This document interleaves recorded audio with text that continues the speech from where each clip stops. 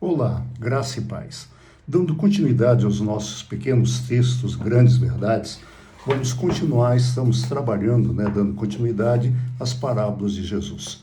E hoje veremos a parábola do joio, que está em Lucas capítulo 13, verso de números 36 a 43.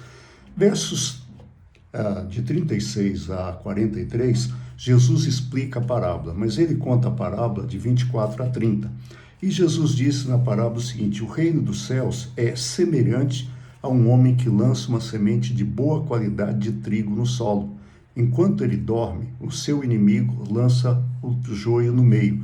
Aí os dois crescem, e aí na hora da colheita, os seus servos falam: Senhor, o senhor não lançou semente boa? E ele diz: sim, eu lancei. Mas quem fez isso? O inimigo. E aí então eles falam: queres que arranquemos? Ele: não, deixa que os anjos arrancarão no último dia.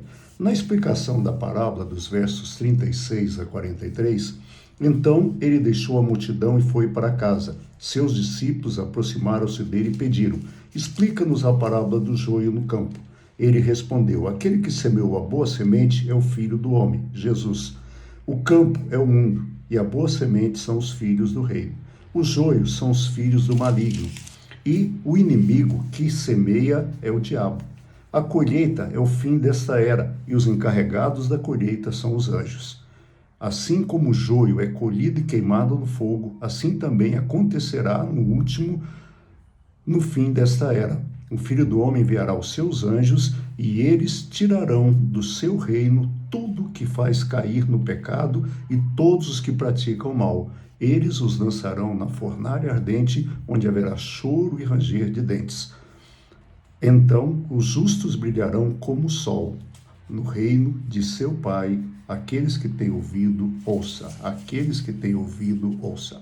É interessante ver que Jesus diz que o joio cresce junto com o trigo.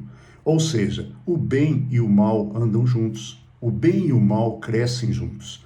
E mais, os servos queriam colher o trigo, o joio, mas o Senhor falou: não faça isso, porque senão vocês vão colher o trigo também, vocês vão matar o trigo. Espera até a última hora. E ele diz que quem vai colher e separar o joio do trigo são os anjos. Por isso, é interessante notarmos que quem fará a colheita e a separação não somos nós, são os anjos. É interessante vermos também que o bem e o mal, Deus e o diabo, estão sempre se enfrentando.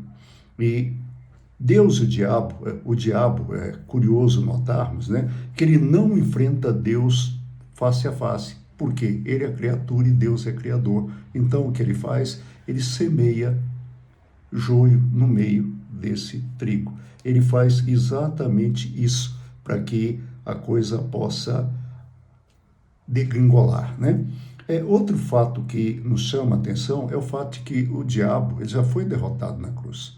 Então ele não tem todo o poder, mas ele ainda tem algum poder. E o poder que ele tem, ele semeia intriga, ele lança dissensão e ele semeia gente má no meio de gente boa. Uma coisa que é fantástico notarmos é que nós precisamos ter o cuidado em condenar um grupo por causa de uma pessoa. Às vezes a gente fala: não, tal grupo não presta, porque você conhece uma pessoa que não presta. Outras vezes a gente fala: não, está tudo errado, porque uma pessoa está errada. E isso não é a maneira certa de fazer. E é interessante vermos que alguns servos de Deus, por impaciência, eles, a pretexto de manter a pureza da igreja, esses crentes zelosos, eles têm causado muitos danos à igreja, danos incalculáveis, julgando e afastando outros cristãos, excluindo pessoas porque são diferentes deles, excluindo pessoas porque eles querem fazer essa purificação da igreja. Num dos contos de Dostoiévski, chamado O Inquisidor, ele conta que durante a Inquisição, estava-se numa praça onde estavam queimando algumas pessoas, e aí o inquisidor olhou lá no meio da multidão e viu alguém e falou: mas é Jesus. E ele caminhou até lá e ele viu que era Jesus.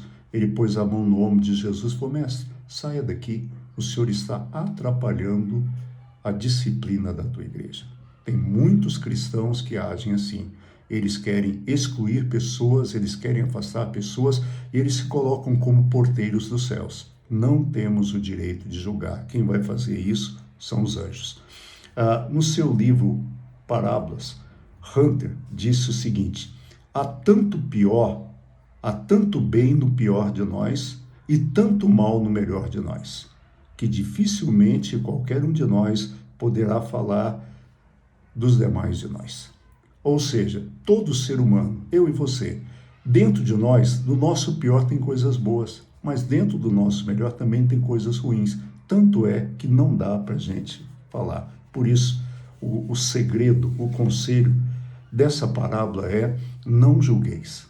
Não julgueis.